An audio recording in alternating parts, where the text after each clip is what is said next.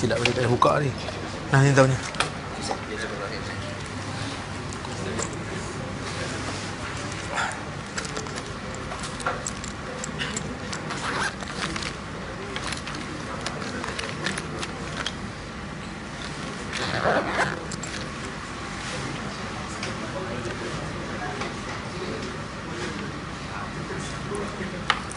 Cabut.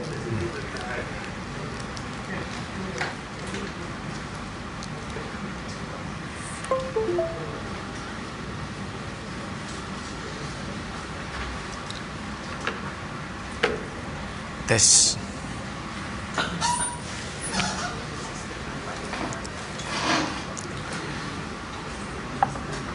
Assalamualaikum warahmatullahi wabarakatuh. Kita sambung balik perbincangan kita berkaitan dengan ulumul hadis. Kita pergi kepada hadis yang tajuk yang berikutnya, iaitu riwayatun nadhir 'anil nadhir. Riwayat orang yang sebaya ataupun satu level daripada orang yang satu level dengan dia, seperti Thawri dan Abu Hanifah daripada Malik. So Thawri, Abu Hanifah dan Malik ni dia satu level lah, masing-masing ada pengikut, masing-masing ada ilmu. Wa ma'rifat riwayatil aba anil abna, riwayat ayah daripada anak-anak. Memang ada riwayat daripada Abbas daripada anaknya Al-Fadl, dan yang biasa kita dengar riwayat anak daripada ayah kan, tapi ada riwayat sahabat ni, ada yang bapa riwayat daripada anak. Maksudnya mungkin anak tu bersama dengan Nabi, bersafir bersama dengan Nabi, kemudian anak cerita pada ayah dia dan ayah dia bagi tahu. Okey. Tapi kebiasaannya sahabat ni, kalau diriwayat pada sahabat lain, dia akan tak sebutlah nama sahabat tu. Ini dipanggil dalam istilah hadis, dipanggil apa? Mursal sahabi kan. Dan itu tak ada masalah kerana sahabat kesemuanya udul dalam riwayat. Kemudian ma'rifatul mudabbaj, mengetahui mudabbaj. Ini saya sebut tadi tu. Riwayatul aqran ba'duhum an ba'd. Maksudnya riwayat aqran, orang yang sama generasi meriwayatkan daripada seseorang dan dia riwayatkan pada orang tu. Maksudnya saling riwayat meriwayati, mudabbaj ya.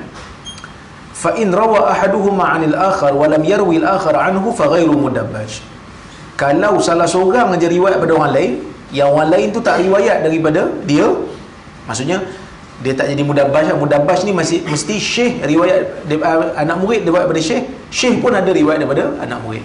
Dan mereka ini sama umur, bukan sama umur lah, maksud sama generasi, akran, umurnya lebih kurang ya. Baik. Wa ma'rifatu riwayat al-ikhwah wal akhawat ka Umar wa Zaid ibn al-Khattab, itu riwayat adik-beradik, seperti Umar dan Zaid anak kepada Al-Khattab. Kedua-duanya mereka itu adik-beradik dan masing-masing meriwayatkan daripada adik-beradik. Okey, macam apa,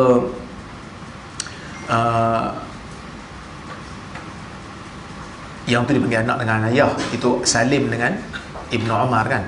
Tapi Ibnu Umar pun ada anak yang lain, yang meriwayatkan juga daripada ayah dia. Cuma yang ni adik riwayat daripada abang. Adik riwayat daripada abang. Ada juga dalam ilmu hadis, abang okey, adik dhaif. Ada juga. Dalam ilmu hadis pun ada ayah okey, anak dhaif. Abu Daud tu kan, Abu Daud pemilik sunan tu, anak dia dhaif. Ibn Abi Daud tu dhaif. Ada juga. Sebab ilmu ni dia tak sama kan, kemampuan tak sama. Baik. Kemudian wa man ishtaraka anhu riwayah ithnan taba'ada ma baina wafatayhima kasarraj. Yang ni kita panggil as-sabiq wal lahiq. Dalam ilmu hadis kita panggil as-sabiq wal lahiq. Maksudnya ada seorang syekh, dia ada dua orang anak murid. Dia ada dua orang anak murid. Anak murid pertama dengan anak murid kedua tu, tempoh dia wafat tu jauh sangat. Contoh dia kata, seperti sesungguhnya Bukhari meriwayatkan daripada dia. Begitu juga Khaffaf. yang mana tarikh di antara kewafatan Bukhari dengan Khaffaf ni sebanyak 137 tahun. Sebab Syekh tu umur panjang, so anak murid yang awal dengar, anak murid yang kemudian pun dengar. Jadi anak murid yang paling kemudian ni dengar, waktu umur dia katalah baru mumayyiz, nak tunggu pula dia sampai umur 90 tahun. So di antara tarikh Bukhari mati dengan yang anak murid yang kedua tu mati, panjang lah.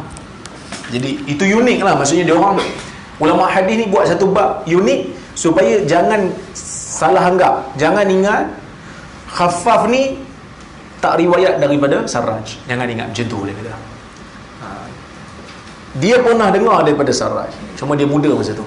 Dan anak tok guru dia pula umur lanjut. Dia takkan pernah dengar, sebab Bukhari yang pernah dengar pun mati 130 tahun sebelum dia mati. Tak. Kerana umur Syekh panjang, orang yang awal dan orang yang kemudian mampu untuk dengar. Contoh saya pergi Jordan, saya jumpa dengan Syekh Arnaud, Shu'aib Al-Arnaud. Syekh Arnaud ni umur masa saya jumpa tu pun dah 90 lebih lah kan, 80 lebih dah dekat 90. Katalah sebelum saya pergi Jordan, kata umur saya baru 30-an sekarang lah, saya jumpa dengan Syekh umur 30 contoh. Saya akan hidup contohlah sampai umur 90, so ada 60 tahun lagi. Sebelum saya jumpa dengan Arnaud, ada orang lain pernah dengar daripada Arnaud, dan dia mungkin dah mati pun sekarang ni. So saya ada, depan saya ada 60 tahun lagi. Orang tu dah meninggal katalah 10 tahun dulu. So di antara kami ada 70 tahun beza. Dan itu tak pelik, kerana Syekh Shu'aib ni umur dia panjang. Okey. Pengalaman belajar dengan Shu'aib Arnaud ni agak menarik lah. Dia lawak, dia pelawak lah orang. Dia bukan serius lah. Saya selalu nak tegur, baca hadis, baca nama orang salah kan, dia tegur, salah tu. Tak apa, kita belajar kan. Masa tu student degree pun ada, tapi tak apa, saya tak malu, salah okey lah, kita belajar. Okey, tak apa. Man lam yarwi anhu illa wahid min as-sahaba faman ba'dahum, ka Muhammad bin Safwan lam yarwi anhu ghairu Sya'bi. Ada sahabat yang tidak ada anak murid melainkan seorang iaitu Muhammad bin Safwan. Anak murid dia seorang je, Sya'bi. Begitu juga Musayyib bin Hazan, anak murid dia cuma Sa'id bin Musayyib dia. Dan Imam Muslim ada tulis satu kitab Al-Wahdan, dihimpunkan nama sahabat yang hanya ada seorang je anak murid. Sebab apa? Sebab kalau perawi lain ada seorang je anak murid, dikira sebagai majhul ain kan. Kalau tabaqat yang berada di bawah, seorang je anak murid dan tidak ditausikkan, tidak ada orang yang mengatakan dia siqah, maka dikira sebagai majhul ain. Tapi sahabat tak, walaupun seorang anak murid dikira adil ke. Dia tak sama, sahabat ni tak sama dengan level lain, perawi-perawi lain. Wa man urifa bi asma' au nu'ut mutaaddidah, seperti Muhammad bin Sa'ib Al-Kalbi. Ada orang panggil dia Abu Sa'id, orang panggil dia dengan nama yang pelbagai. Ini yang tadlis syuyukh ni bab ni lah. Sebab Kalbi ni dia ada problem sikit, jadi dia perawi yang dhaif. Jadi bila orang nak riwayat daripada dia, orang terpaksa ubah nama lain supaya orang tak kenal kan. Termasuk macam poster yang apa buat tu lah kan,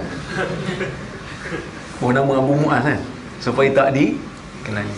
Bukanlah sebab saya dhaif kan, tapi sebab saya most wanted people, most wanted person, macam tu lah. Okay. Zaman dulu ada juga nama-nama perawi-perawi ni disembunyikan, bukan untuk menyembunyikan kedaifan, tetapi disebabkan oleh kerana politik zaman tu. Sebab bila masuk zaman Bani Umayyah, ramai juga di kalangan orang politik ni yang telah menjadi nawasib, yang tidak begitu suka nama Ahlul Bait disebut, tak suka nama Ali disebut. Jadi ulama-ulama hadis pada masa tu terpaksa untuk menyembunyikan nama-nama Ahlul Bait ni dengan memberikan gelaran yang lain. Demikian disebut oleh Al-Hasan Al-Basri. Tapi riwayat daripada Hasan Basri yang menyebutkan benda ni dhaif lah, sanad dia terputus. Cuma ada lah, macam katalah kat dalam dewan ni ada orang Kedah kan, umpamanya kan, dapat ilmu daripada saya, lepas tu nak share dekat Kedah tak boleh, sebab orang Kedah ramai anti saya. Jadi dia pun namakan dengan nama orang lain, nama saya, tapi nama yang saya tak glamour, supaya tak ada isu orang tolak hanya semata-mata kerana benci kat saya. Kan? Kau belajar kat siapa benda ni? Kat Rora. Rora tak boleh pakai. Dia tak tengok pun sumber tu. Ni masalah orang kita ni. Itu masalah dia. Sebenarnya bukan masalah orang Melayu saja. Bila masuk buat politik ni, Imam Ghazali pun sebut kan, hilang dah kewarasan bila masuk buat politik. Kadang-kadang kita kritik orang tu sebab tak konsisten dalil dia, tapi dia heret kita masuk dalam isu politik. Kita cuma tegur je, hang nak berpolitik, hang politik lah, tapi jangan salah guna dalil. Dalil jangan salah guna. Nak main politik, mainlah. Tapi nak guna dalil agama, kena guna betul-betul. Kalau tak, kita kena tegur lah. Amanah kita sebagai orang yang tak boleh tengok saja. Kan? Hampa pun kena tegur lah juga. Geng-geng politikus ni. Tak boleh kita rakyat yang ada sedikit pengetahuan kena tegur. Kalau tidak nanti habis agama jadi mainan orang politik. Imam Malik pun pernah tegur khalifah ketika mana nak robohkan Kaabah kan. Dia kata, nanti aku takkan bagi, aku takkan izin.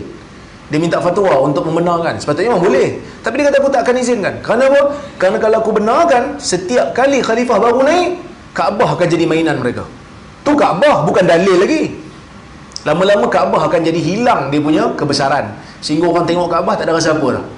Jadi mainan orang-orang politik. Orang politik bukan kira apa. Dia bukan ada disiplin orang politik. Di mana ada kuasa, di situlah dia ada.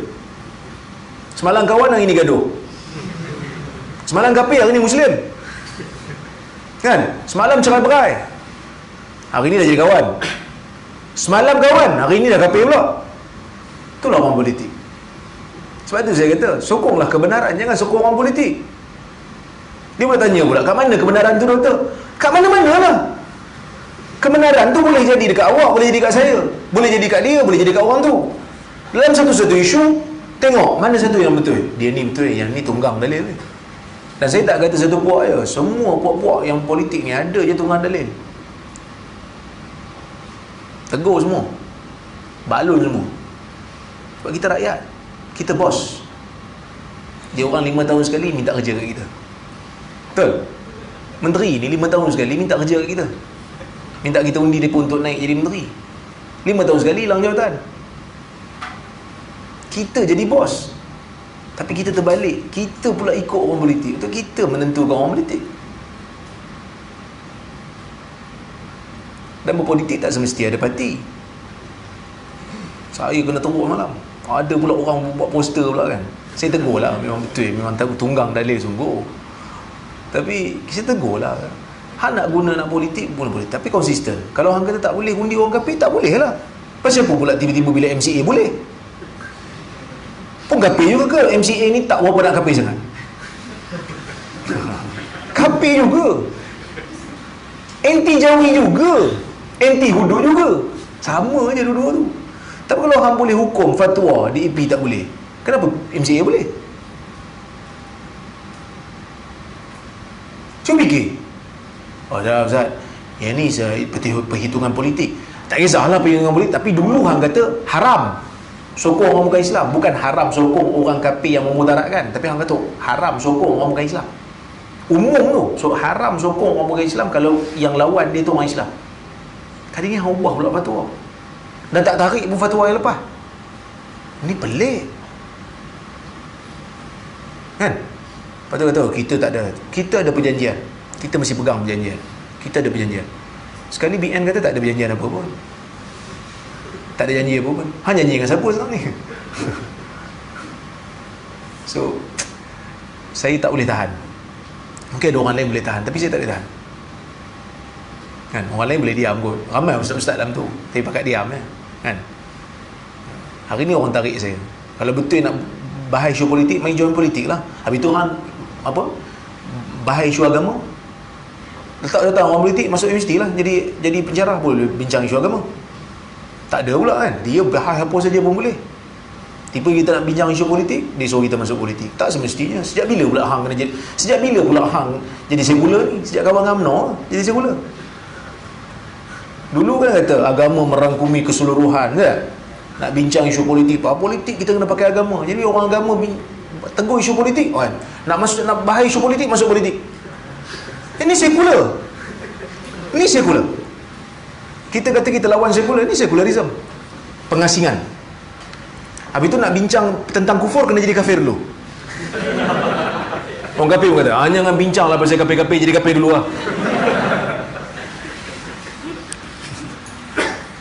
Okay.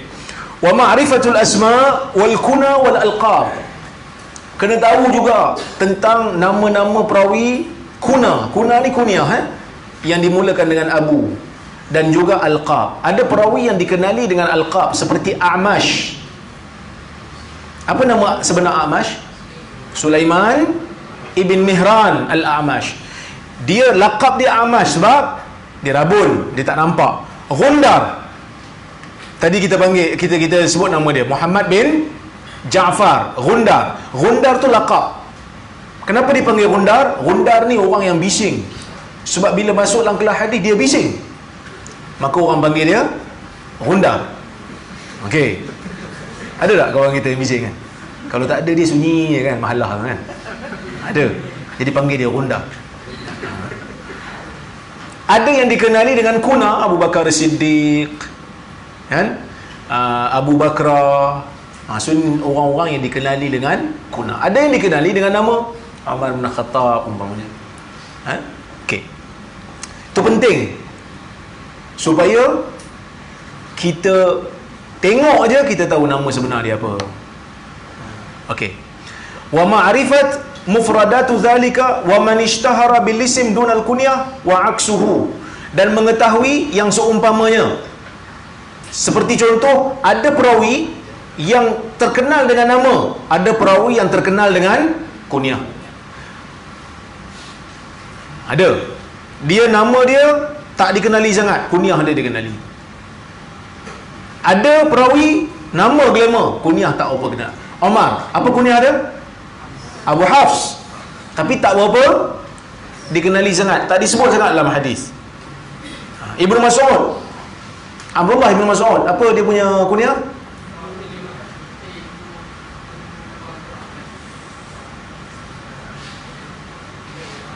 Abu Abdurrahman. Abu Abdurrahman. Imam Malik, Malik bin Anas, apa kunyah dia? Abu Abdullah. Al-Imam Al-Bukhari, apa gelarannya? Penting tahu nama kunyah. Walaupun orang tu terkenal dengan nama ataupun terkenal dengan nisbah. Kadang-kadang ada yang terkenal dengan nisbah Bukhari kan. Nama dia Muhammad bin Ismail.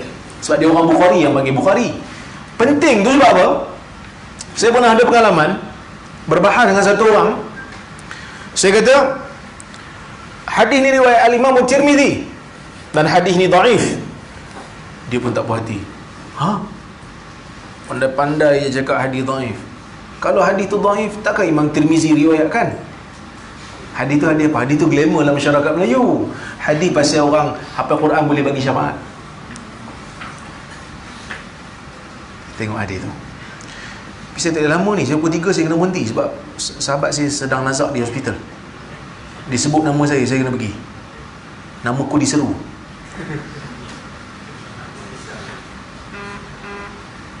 Tapi tak apa, nak habis dah ni pun. Sunan At-Tirmidzi,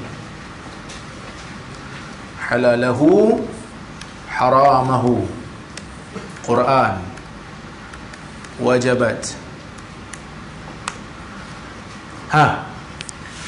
Riwayat Imam Tirmizi, kata Imam Tirmizi, dia bawa sanad sampai kepada Ali bin Abi Talib. Kata Ali, qala Rasulullah sallallahu alaihi wasallam, man qara'a al-Qur'ana wastadhharahu fa ahalla halalahu wa harrama haramahu fa adkhalahu Allahu bihi al-jannah wa shaffa'ahu fi 'asharatin min ahli baitihi kulluhum wajabat lahu an-nar. Siapa yang baca Quran, hafal Quran, menghalalkan apa yang Quran halalkan, mengharamkan apa yang Quran haramkan, Allah akan masukkan dia ke dalam syurga dengan hafalan itu, Dan Allah akan berikan dia syafaat kepada 10 orang ahli keluarganya yang telah wajib masuk neraka. Syok tengok. Ramailah orang yang hantar anak pergi tahfiz. Anak hafal Quran, bapak tengok wrestling. Dengan harapan anak aku boleh bagi syafaat. Qala Abu Isa, hadha hadithun gharib la na'rifuhu illa min hadzal wajh wa laysa isnaduhu bi sahih. Wahab bin Sulaiman yudha'af fil hadis. Kata Abu Isa, hadis ini ganjil, kita tidak mengetahuinya melainkan daripada jalur ini saja, dan sanadnya tidak sahih. Hab bin Sulaiman didhaifkan dalam hadis. Saya katalah, memang ada dalam Tirmizi, tapi hadis ni dhaif. Tengok tu Abu Isa, dia kata hadis ni tidak sahih. Dia kata, itu Abu Isa. Abu Isa mana orang ni? Pandai-pandai je.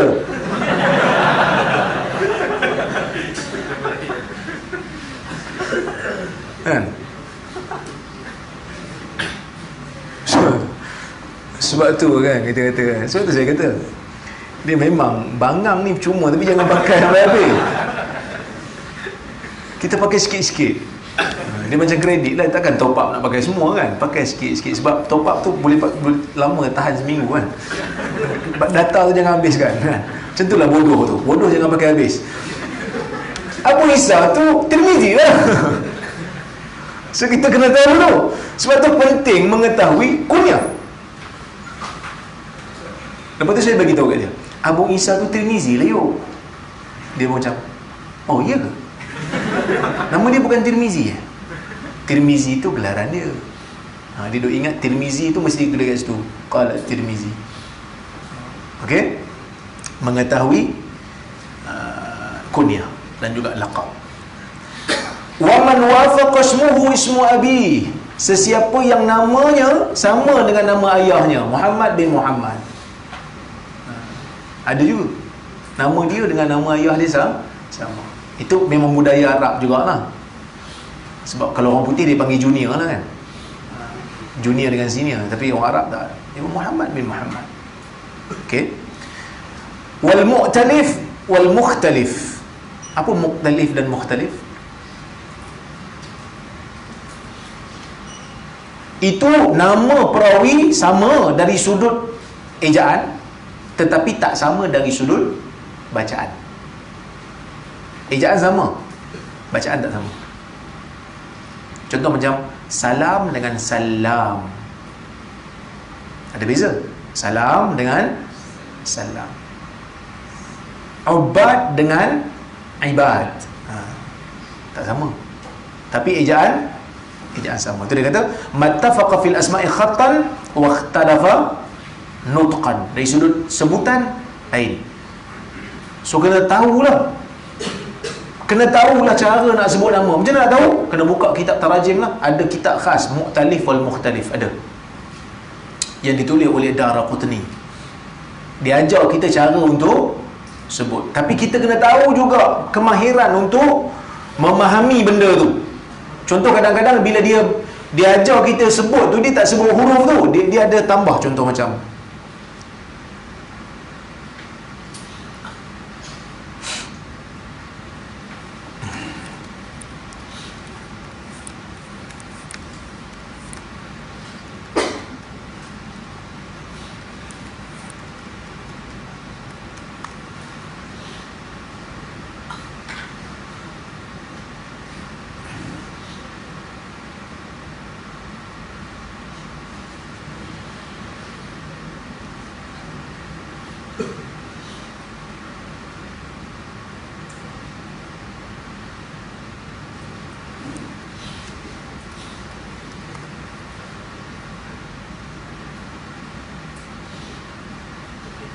yang tu.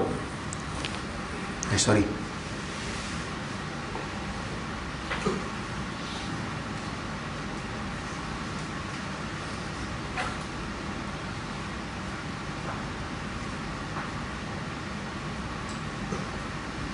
Bahsyal.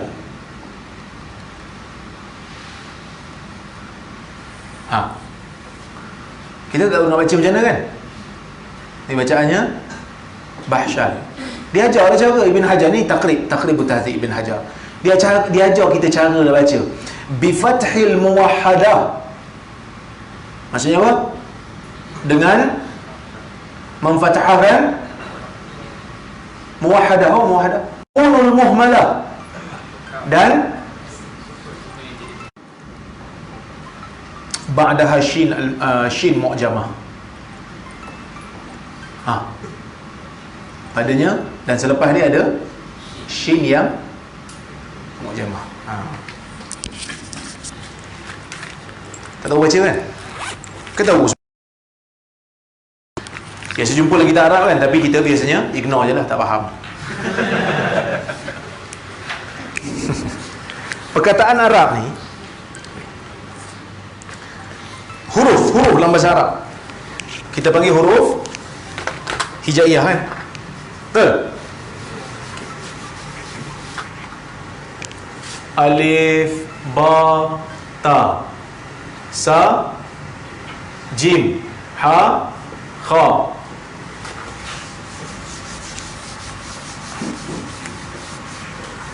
Dal, zal, ra, zai, sin, shin, sad, dad, ta, za, ain, ghin, fa, qaf, lam, mim, nun sampai habis lah.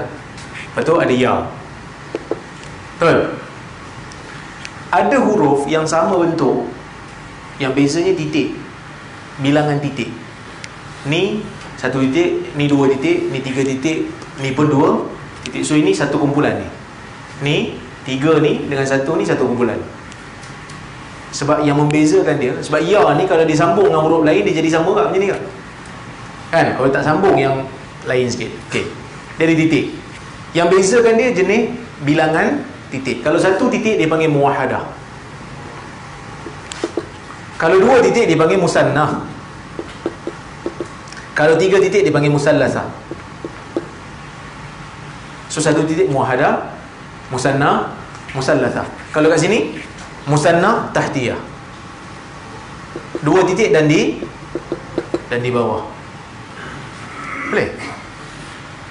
Boleh Okey.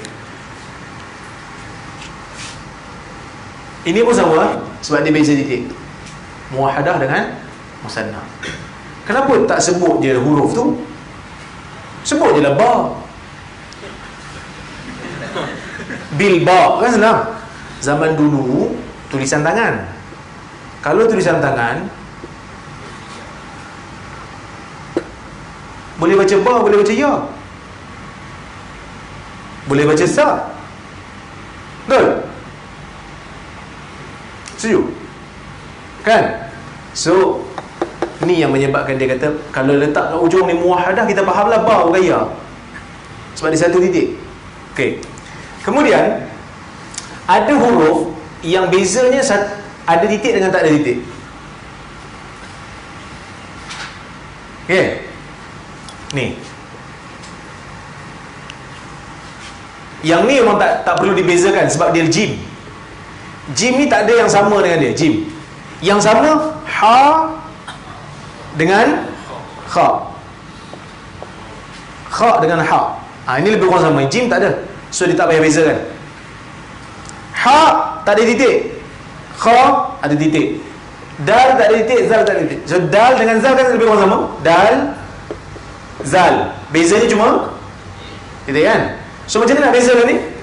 Ni sin, shin ni. Sad, dad, ta, za, ain, ghin. Ini semua ni. Bezanya satu ada titik, satu tak ada titik. Nak bezakan yang tak ada titik kita panggil dia muhmalah. Yang ada titik kita panggil mu'jamah. Sebab tu dia beritahu kat situ, dia kata shin al-mu'jamah. Maksudnya shin yang ada titik, supaya kita tak baca sin.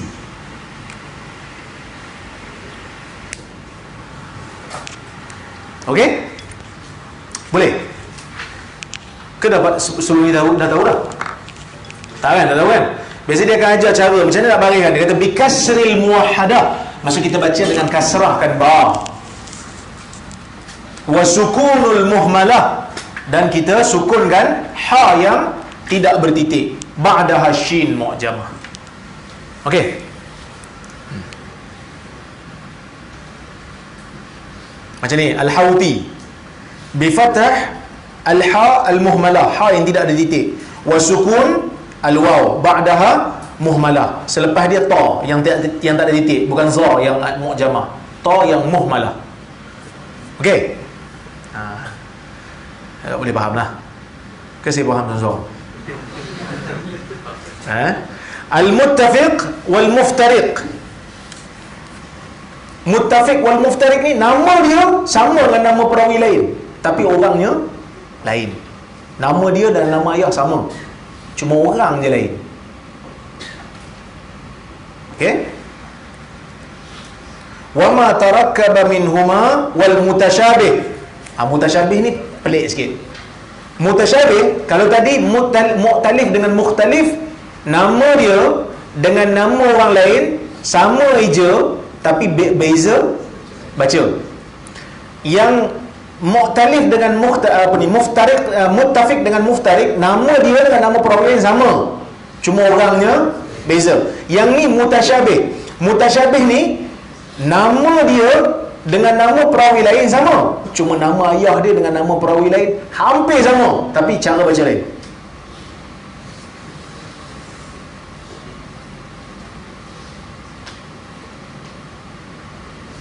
Ayyub bin Bashir dengan Ayyub bin Bushair sama tak?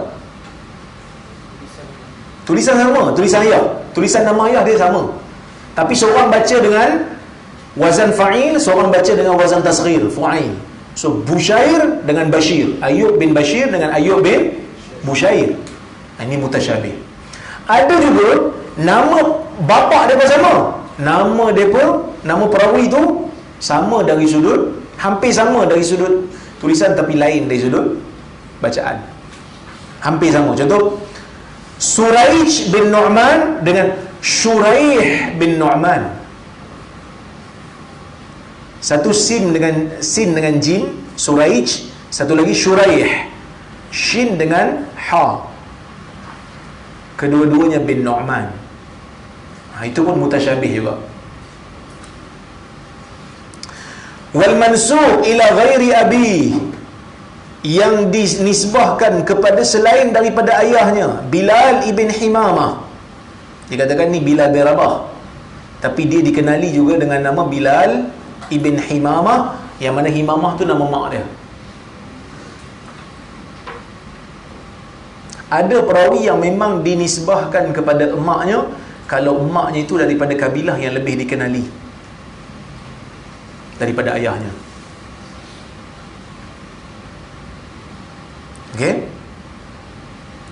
Wa nisbah allati yasbiqu ila al-faham minha shay wa hiya bi khilafihi ka Abi Mas'ud al-Badri. Ada seorang sahabat nama Abi Mas'ud al-Badri. Bila kita tengok, bila al-Badri ni mesti join perang Badar dah, kerana dia tinggal rumah dia dekat kawasan Badar. Rumah dia kat kawasan Badar, jadi orang panggil al-Badri. Tapi dia tak terlibat dalam perang Badar. Sebab tu dia kata nisbah yang mungkin kita fikir dia ni terlibat dalam perang Badar, tapi sebenarnya wahiyya bi khilafihi, sedangkan tidak. So Abu Mas'ud al-Badri fa innahu nazalaha wa lam yashhadaha, dia duduk dekat Badar tapi dia tak terlibat dalam perang Badar. Wal mubahamat, mubahamat ni ada dua, satu mubaham dekat matan, satu mubaham dekat sanad. Kalau mubaham dekat matan tak ada isu, tapi kalau mubaham dekat sanad boleh jadi problem. Apa itu mubaham? Orang yang perawi yang tidak disebut namanya. Contoh dalam sanad kita jumpa an rajulin, an syaikhin, an imra'atin. Kalau dalam matan tak ada masalah. Anna rajulan jaa ila Nabi sallallahu alaihi wasallam, kan? Seorang lelaki datang tanya Nabi. Tak ada masalah kalau sanad dia bersambung. Tapi kalau mubaham ni ada dalam sanad, problem lah, dia jadi majhul lah. So majhulnya ada tiga lah. Satu yang kita panggil sebagai majhul ain, kedua majhul hal, yang ketiga mubaham. Mubaham ni tak disebut nama. Macam mana kita nak tahu nama dia? Kita kena takhrijkan sanad tu, tengok kalau ada perawi lain menamakan dia. Okey.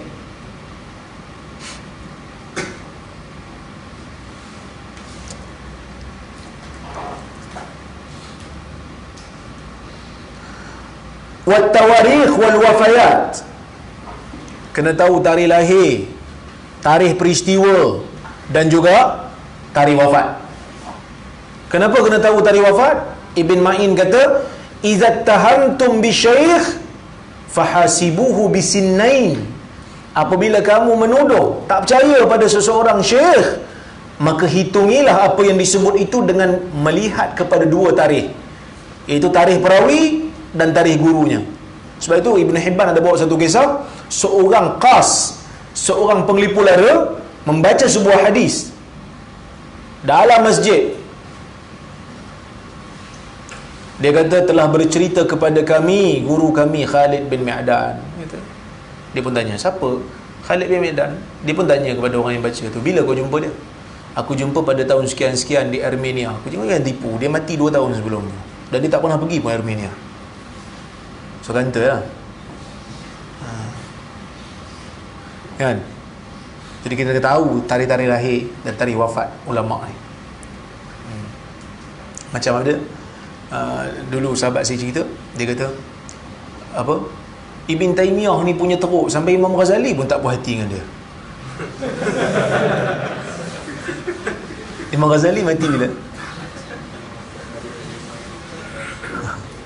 504 kan? Ibn Taymiyah 728. Takkan 200 tahun lepas dia mati dia tak puas hati? Mana kita nak tahu, dia pun tak kenal Ibn Taymiyah kan?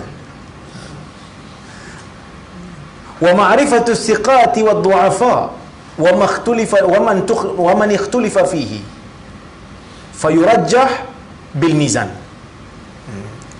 Dan mengenali thiqat dan du'afa, nak kenal perawi thiqat dan perawi dhaif, kena kenal baru tahu status.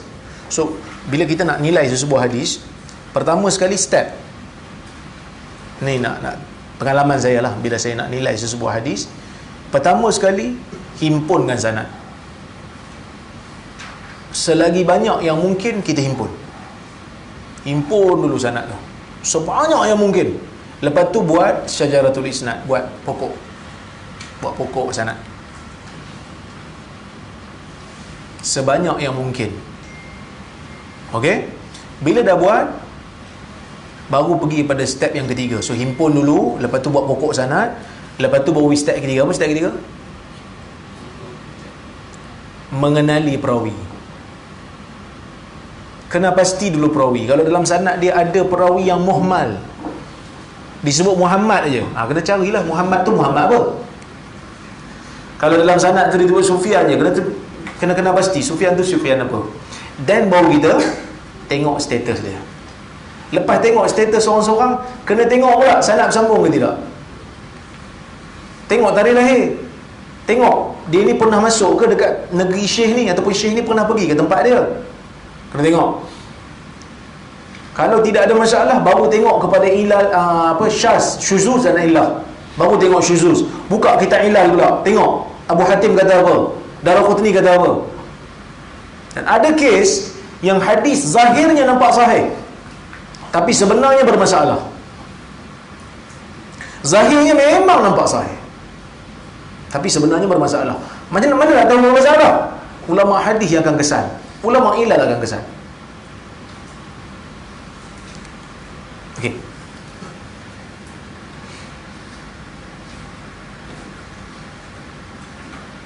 Belajar ilmu hadis ni kena ada praktikal sikit kan. Kalau tak ada tunjuk nanti dia macam tak apa nak faham.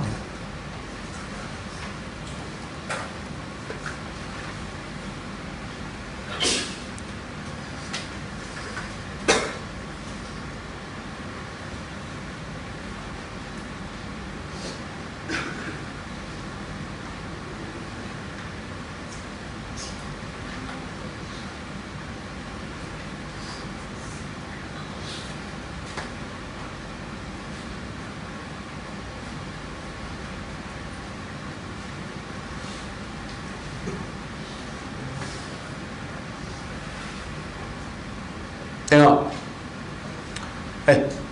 Allah Akbar. Ni contoh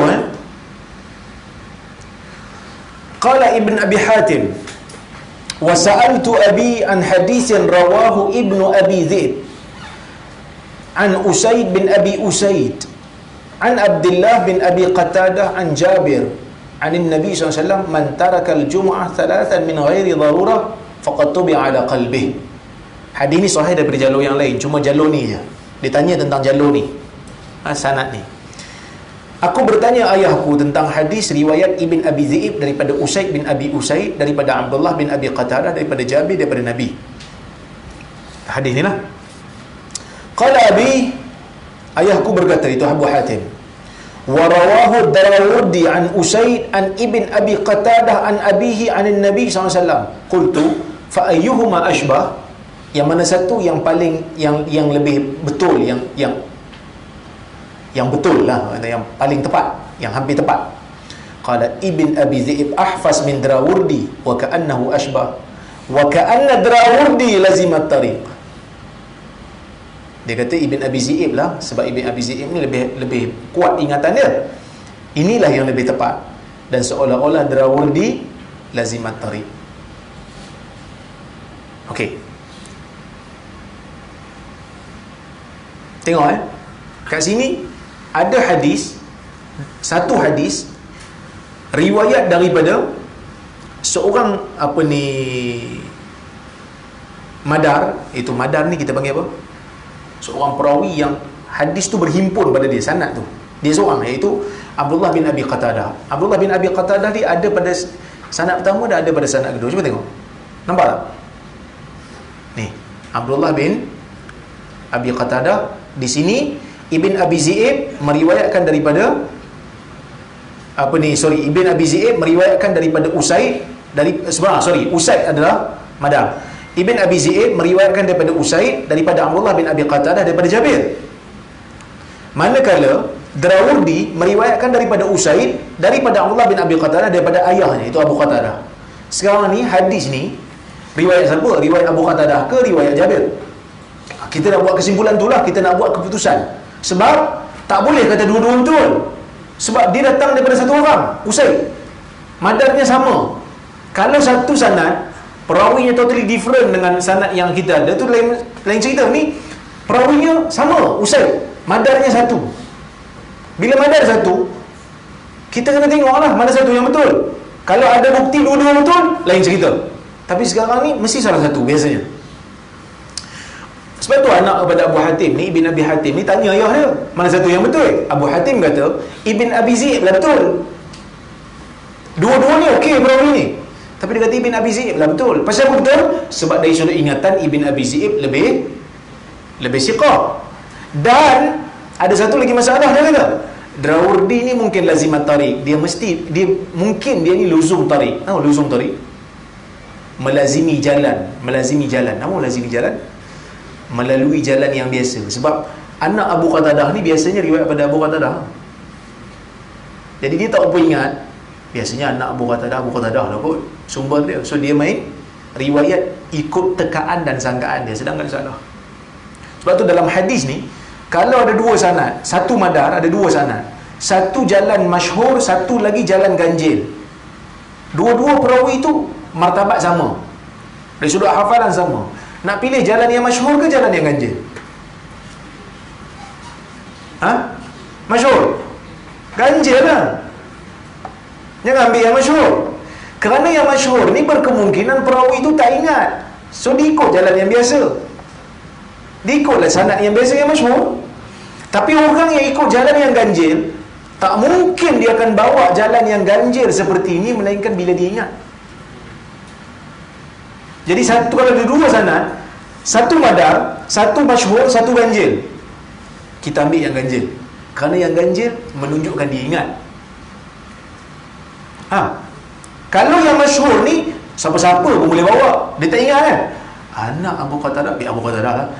Malik, Nafi' mesti daripada Ibnu Umar. Itu jalan yang biasa. Tiba-tiba ada seorang perawi bawa Malik, Nafi', Abu Hurairah. Kan pelik tu. Menunjukkan dia ingat. Sebab tu dia boleh bawa jalan yang ganjil, jalur yang ganjil. Dan benda ni yang disebut oleh ulama-ulama hadis yang berbicara tentang illah, yang bicara tentang illah.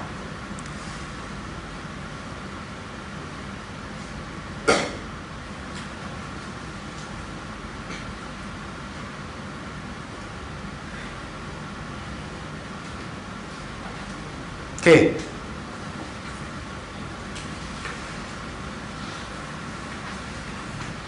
Dan ada perawi yang berlaku khilaf ulama, maka dia kata hendaklah ditarjihkan dengan mizan. Mungkin yang dimaksudkan mizan ni mizanul i'tidal lah, Az-Zahabi. Kerana mizan i'tidal ni antara kitab yang terbaik dalam bab jarah wa ta'dil. Kenapa disebut mizan? Mungkin dia suka dengan kitab ni, ataupun mungkin juga dia tak tengok lagi kitab Taqrib wa Tahzib. Sebab dia 804 kan, Ibn Mulaqin. Baik. Wa man ikhtalata fi akhir umrihi min as-siqat wa kharifa minhum. Jadi kena tahu juga perawi-perawi yang mukhtalit, perawi yang nyanyuk. Siapa perawi yang nyanyuk? Bagi contoh seorang.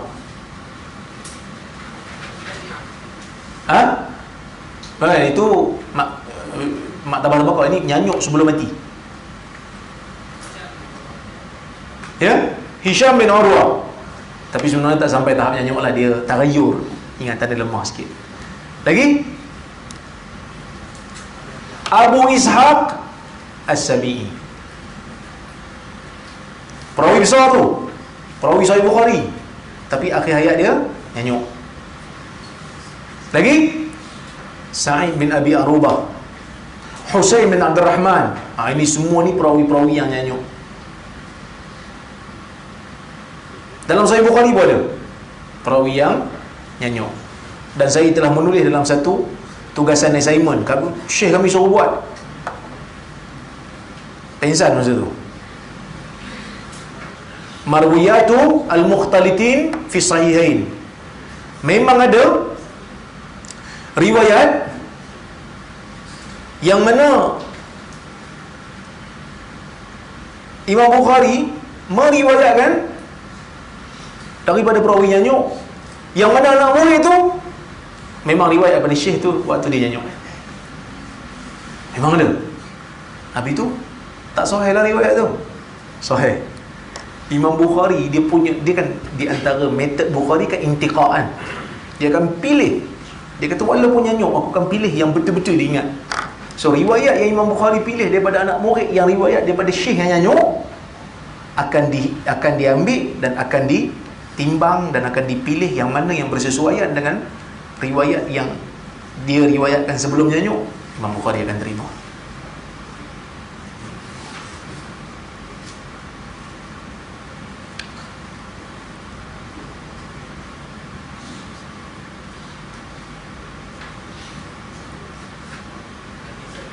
Ya, Nabi dah Nabi tidak. Cuma ada isu sikit bila Nabi disihir tu je lah. Dia kata yukhayyalu ilayya annahi fa'altu syai'an wa lam af'alan. Dikhayalkan kepada aku macam aku dah buat sesuatu tapi aku tak buat. Nabi kata, aku rasa aku dah mendatangi isteriku tapi tidak. Tu jadi isu besar tu. Macam mana Nabi boleh kena sihir? Bila Nabi kata dia khayal kepada aku, seolah-olah macam aku ni dah mendatangi isteriku tapi sebenarnya tidak. Macam mana kalau Quran turun masa tu?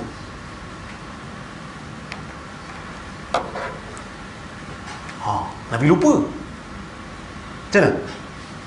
Aku kena jawab pun. Hampa lah kena jawab. Saya tak payah, saya gaduh dengan orang politik.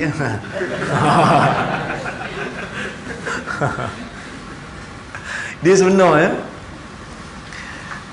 Nabi kena sihir ni, sebenarnya bukan Nabi ya kena sihir, bukan Nabi Muhammad ya. Nabi Musa pun dikhayalkan dengan sihir juga kan, tali yang dibaling jadi ular kan. Satu. Yang keduanya, riwayat Nabi kena sihir ni riwayat siapa? Sahabat mana yang riwayat? Aisyah. Sahabat lain tak riwayat. Maksud sahabat lelaki tak riwayat. Menunjukkan sahabat lelaki tak sedar benda tu. Dan dia hanya efek kepada peribadi Nabi saja, itu hubungan suami isteri je. Sebab tu sahabat lain semua tak tahu. Tak ada sahabat kata Nabi baca Quran tiba-tiba terlupa, tak ada. Dia hanya melibatkan urusan peribadi dan dalam rumah. Sebab tu Aisyah je yang tahu, orang lain tahu. Okey, baik. Okey, tak apalah, buku ketiga ni.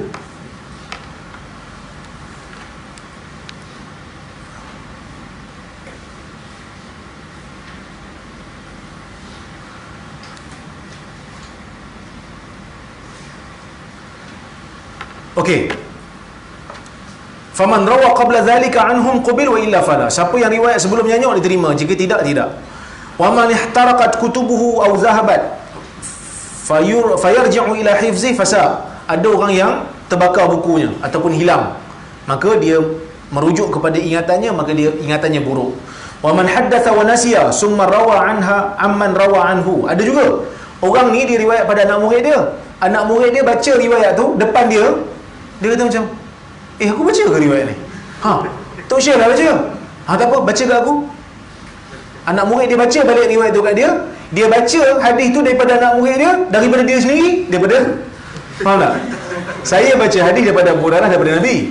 Lepas tu saya beritahu Luqman, ni hadis daripada Abu Hurairah daripada Nabi. Lepas tu beberapa ketika Luqman baca hadis tu pada saya kata, hadis mana ni? Engkau lah bagi tahu kat aku dulu. Bacakan. Baca pada saya tak ingat. Lepas tu Luqman baca. Okey, macam ni lah. Saya baca an Luqman, an Ruzaimi. Saya Ruzaimi kan? An Luqman, an Ruzaimi, an Abi Hurairah, an Nabi. Punya amanah ulama zaman dulu. Okey? Wa ma'rifat tabaqatir ruwah wal ulama, dan mengetahui tabaqat, peringkat-peringkat di mana ulama tu hidup, di generasi mana dan mana. Wal mawali, dan mengetahui mawali, untuk bezakan dia ni maula. Bila sebut maula ni, maula hamba ke maula Islam? Sebab orang zaman dulu, zaman pembukaan kota, ada masuk Islam, dia akan nisbahkan diri dia kepada orang yang menerima Islam ni. Maksudnya dia masuk Islam atas tangan siapa, dia akan dinisbahkan pada orang tu. Macam Imam Bukhari kan dinisbahkan kepada Ju'fi kan. Ju'fi itu adalah orang yang menerima ataupun orang yang memasukkan Islam kepada Tok Bukhari, iaitu Ibrahim. Mughirah.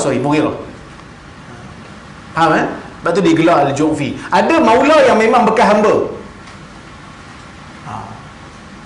Okey. Wal qabail wal bilad wasina'ah wal huli. So kena tahu juga kabilah-kabilah. Bila sebut kabilah ni di mana, kabilah ni di mana. Wal bilad, kena tahu negara. Kalau orang tu nama Razi, Ar-Razi berasal daripada mana? Rai. Al-Marwazi berasal daripada mana? Al-Maru. Kalau Balkhi berasal daripada Balkh. So semua tu kena mahir. Dan kena tahu dia punya secara geografinya di mana negara-negara ni. Kalau Wasiti daripada Wasit kat mana? Iraq. Wasit dekat Iraq. So tu semua kena tahu. Wasina'ah, ada perawi yang dipanggil dengan nama jawatan dia, pekerjaan dia. Ada yang dipanggil khaffaf, ada yang dipanggil qattat kan. So macam-macam gelaran dia bagi berdasarkan pekerjaan dia. Tapi ada juga perawi yang dipanggil sesat, dal, tapi bukan sesat agama lah. Dia nak pergi Mekah, dia tersesat jalan, sampai sudah orang panggil dia dal. Akhirut tazkirah, dia kata wahiya ujalah lil mubtadi fi. So yang kita bincang ni baru untuk mubtadi' saja. Untuk mubtadi'. Wa madkhal lit ta'lif as-salif al-mushar ilayhi awalan fa innahu jami' li fawaid hadzal ilm wa shawaridihi wa muhimmatihi. So dihimpunkan yang terpenting yang ada dalam ilmu hadis supaya kita tahu, wa faraidihi, dan benda-benda yang boleh untuk diambil manfaat. Walillahil hamd ala taysirihi wa amsalihi. Qala muallifuhu rahimahullah, faraghtu min tahriri hadhihi at-tazkirah fi nahwi sa'atain. 2 jam je dia tulis. Dia tulis 2 jam je. Memang hebatlah ulama dulu kan. Kita baca Kita baca lama, kita baca setahun kan, baru habis. Setahun baru habis. Min sabihati yaumil Jumaah, pada pagi Jumaat, sabi ishrin Jumadal ula, am 63 wa 700, ahsanallahu ba'daha wa ma ba'daha fi khair, amin. Moga-moga kita doakan supaya Allah Azza wa Jalla memberikan rahmat dan keampunan kepada penulis kitab ni, dan insya-Allah kita doakan mudah-mudahan kitab yang kita baca ini memberikan manfaat kepada diri kita menjadi mukmin yang baik insya-Allah. Jadi cukuplah sekadar itu yang saya boleh kongsikan. Ada soalan?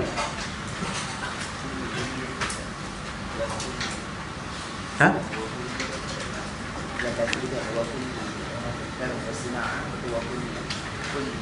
Awahuli apa ni? Perhiasan. Kadang-kadang ada orang yang digelar dengan perhiasan yang dia pakai.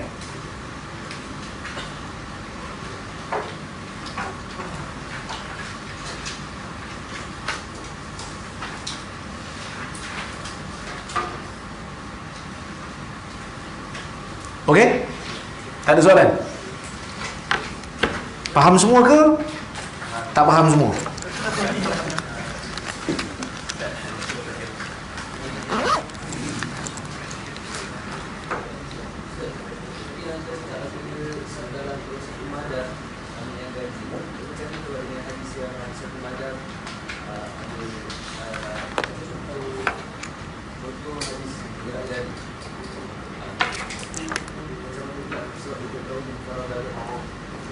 Yang tu kita bincang tadi, mungkin ente tak masuk tadi masa awal tadi kan.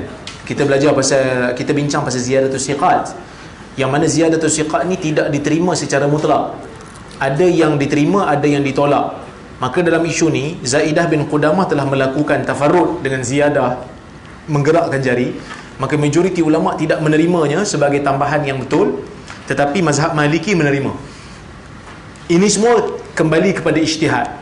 Kalau ikut saya sendiri tak terimalah, kerana Zaidah tu bukanlah hafiz, dia hanya siqah, dia bukan sampai pada tahap mutqin. Maka sebab tu tak diterima lah. Tapi kalau ada orang gerak-gerak jari sebelah kita, tak apalah, kita biar. Sebab benda ni ijtihad. Janganlah pula nak pergi patahkan tangan dia kan. Ada, sebab ada Tok Syekh cakap macam tu. Ada Tok Syekh mengajar, dia kata sikit-sikit gangguan Wahabi ni, sikit-sikit gerak-gerak jari, patahkan saja tangannya. Jangan. Mazhab Maliki yang sebut macam tu kan. So kita relax-relax je lah. Saya tak gerak jari pun kena juga Wahabi kan. Dulu kalau baca apa, baca Fatihah Bismillah slow, Wahabi sir kan.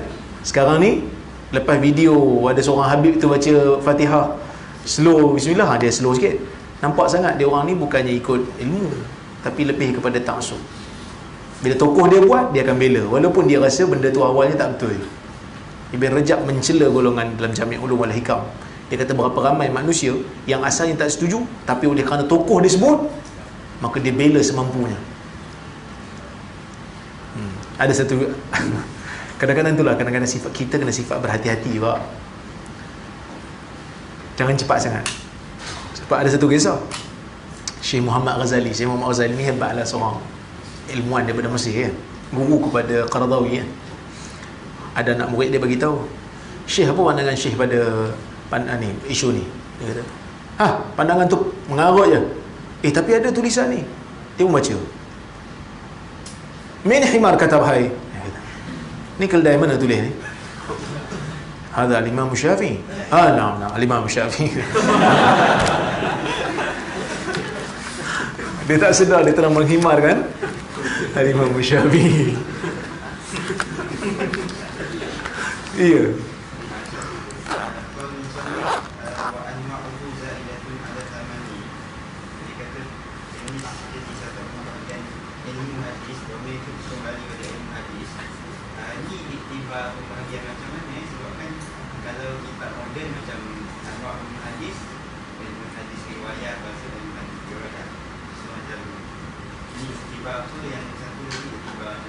Macam mana tak faham? Tak faham.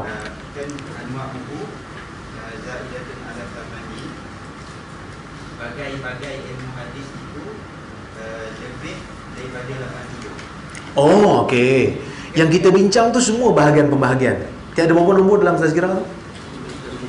73 kan? Sebenarnya ada banyak lagi.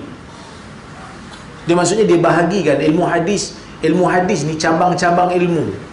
Gharibul hadis satu bahagian, mukhtalif hadis satu bahagian, nasih mansukh satu bahagian. So sampai 80. Yang dalam kitab moden dia bagi riwayatan. Sebenarnya riwayah dan dirayah ni siapa faham? Ilmu hadis riwayah dengan ilmu hadis dirayah siapa faham?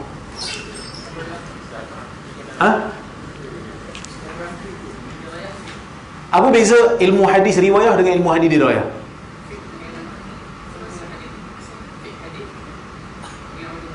Dirayah tu fake. Cuba tengok definisi. Tak sama.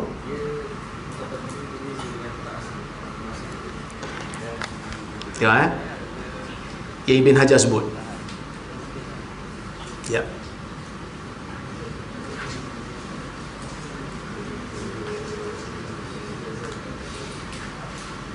Saya dah tutup komputer, malas nak buka lagi. Tengok ilmu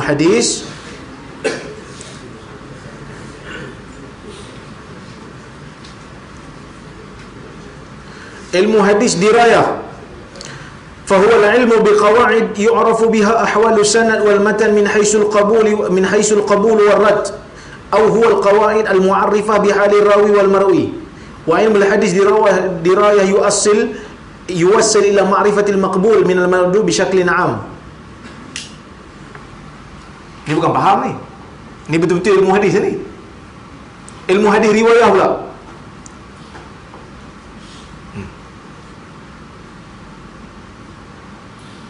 Yang ni. Ilmu hadis dirayah riwayah يشتمل على ضبط الحديث ونقله وروايته وتحرير ألفاظه ومن كتب هذا النوع صحيحين والسنن الأربعة كذلك المسانid. Bagi saya lah, sebenarnya ilmu hadis riwayah dengan dirayah ni lebih kepada kaedah yang kita belajar hari ni dirayah. Riwayah tu apa? Riwayah tu periwayatan hadis zaman dulu. Macam mana cara hadis tu dinukil, macam mana cara hadis tu diterima, macam mana cara hadis tu disampaikan. Itu ulumul hadis riwayah. Periwayatan tu sendiri dipanggil riwayah. Dirayah yang kita belajar kaedah-kaedah ni, termasuk sekali fiqh, belajar cara nak faham hadis. Itu yang disebut oleh Syekh Syaraf Al-Qudah dalam kitab dia Minhajul Hadis fi Ulumil Hadis. Okey? Barakallahu fikum. InsyaAllah kita jumpa lagi pada masa akan datang. Salah dan silap mohon dimaafkan. Aqulu qawli hadza wa astaghfirullahal azim li wa lakum. Assalamualaikum warahmatullahi wabarakatuh.